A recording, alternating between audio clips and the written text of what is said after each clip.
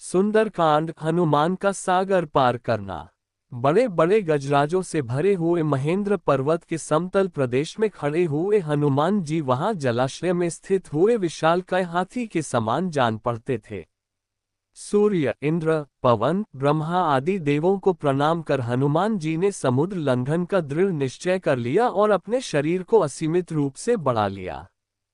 उस समय वे अग्नि के समान जान पड़ते थे। उन्होंने अपने साथी वानरों से कहा, हे मित्रों, जैसे श्री रामचंद्र जी का छोड़ा हुआ बाण वायुवेग से चलता है, वैसे ही तीव्र गति से मैं लंका में जाऊंगा और वहां पहुंचकर सीता जी की खोज करूंगा।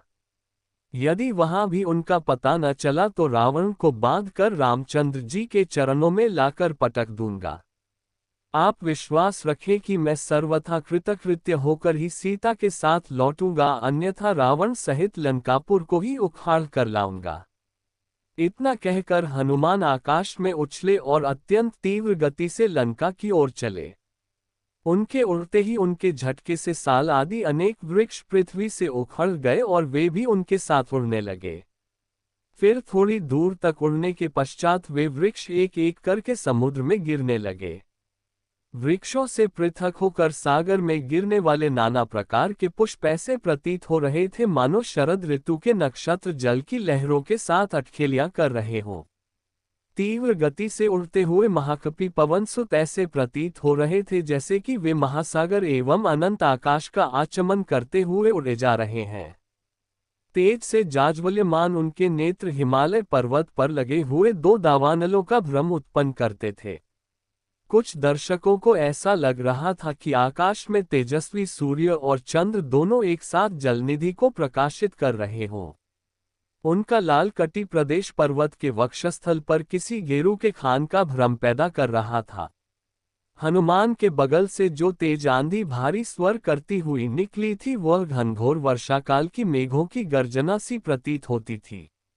आकाश में उड़ते हुए उनके विशाल शरीर का प्रतिबिंब समुद्र पर पड़ता था तो वह उसकी लहरों के साथ मिलकर ऐसा भ्रम उत्पन्न करता था जैसे सागर के वक्ष पर कोई नौक तैरती चली जा रही हो। इस प्रकार हनुमान निरंतर आकाश मार्ग से लंका की ओर बढ़े जा रहे थे। हनुमान के अद्भुत बल और पराक्रम की परीक्षा करने के लिए देवता, गंधर्व, सिद्ध और महर्षियों ने नागमाता सुरसा के पास जाकर कहा, हे नागमाता, तुम जाकर वायुपुत्र हनुमान की यात्रा में विघ्न डालकर उनकी परीक्षा लो कि वे लंका में जाकर रामचंद्र का कार्य सफलतापूर्वक कर पाएंगे या नहीं।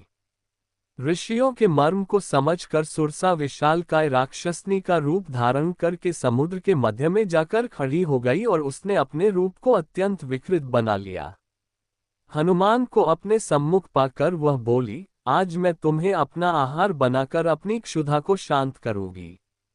मैं चाहती हूँ तुम स्वयं मेरे मुख में प्रवेश करो ताकि मुझे तुम्हें खाने के लिए प्रयत्न न करना पड़े। सुरसा के शब्दों को सुनकर हनुमान बोले, तुम्हारी इच्छा पूरी करने में मुझे कोई आपत्ति नहीं है, किंतु इस समय मैं अयोध्या के राजकुमार रामचंद्र जी के कार्य से जा रहा हूँ। उनकी पत्नी को रावण चुरा कर लंका ले गया है। मैं उनकी खोज करने के लिए जा रहा हूँ। तुम भी राम के राज्य में रहती हो, इसलिए इस कार्य में मेरी सहायता करना तुम्हारा कर्तव्य है। लंका से मैं जब अपना कार्य सिद्ध करके लौटूंगा तब अवश्य तुम्हारे मुख में प्रवेश करूंगा। यह मैं तुम्हें वचन देता हूँ। हनुमान की प्रतिज्ञा पर ध्यान न देते हुए सुरसा बोली, जब तक तुम मेरे मुख में प्रवेश न करोगे मैं तुम्हारे मार्ग से नहीं हटूंगी। ये सुनकर हनुमान बोले, अच्छा, तुम अपने मुख को अधिक से अधिक खोलकर मुझे निगल लो। मैं तुम्हारे मुख में प्रवेश करने को तैयार हूँ। ये कहकर महाबली हनुमान ने योग शक्ति से अपने शरीर का आकार बढ़ाकर 40 कोस का कर लिया। सुरसा भी अपूर्व शक्तियों से संपन्न थी। उसने तत्काल अपना मुख 80 कोस तक फैला लिया। हनुमान ने अपना शरीर एक अंगूठे के समान छोटा कर लिया और तत्काल उसके मुख में घुसकर बाहर निकल आए। फिर बोले, अच्छा सुरसा, तुम्हारी इच्छा पूरी हुई, अब मैं जाता हूँ। प्रणाम। इतना कहकर हनुमान आकाश में उड़ गए।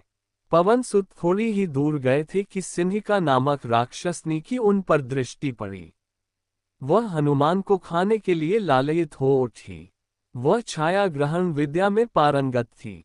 जिस किसी प्राणी की छाया पकड़ लेती थी, वह उसके बंधन में बंधा चला आता था। जब उसने हनुमान की छाया को पकड़ लिया तो हनुमान की गति अवरुद्ध हो गई। उन्होंने आश्चर्य से सिंहिका की ओर देखा। वे समझ गए, सुग्रीव ने जिस अद्भुत छायाग्राही प्राणी की बात कही थी, संभवतः ये वही है। ये सोचकर उन्होंने योगबल से अपने शरीर का विस्तार मेघ के समान अत्यंत विशाल कर लिया। सिंहिका ने भी अपना मुख तत्काल आकाश से पाताल तक फैला लिया और गरजती हुई उनकी ओर दौड़ी। ये देखकर हनुमान अत्यंत लघु रूप धारण करके उसके मुख में जा गिरे और अपने तीक्ष्ण नाखूनों से उसके मर्मस्थलों को फाड़ डाला। इसके पश्चात बड़ी फुर्ती से बाहर निकलकर आकाश की ओर उड़ चले। राक्षसनी क्षत विक्षत होकर समुद्र में गिर पड़ी और मर गई। इसी भगवान की वीडियो देखने के लिए सब्सक्राइब करें चैनल को और बेल आइकॉन दबाएं।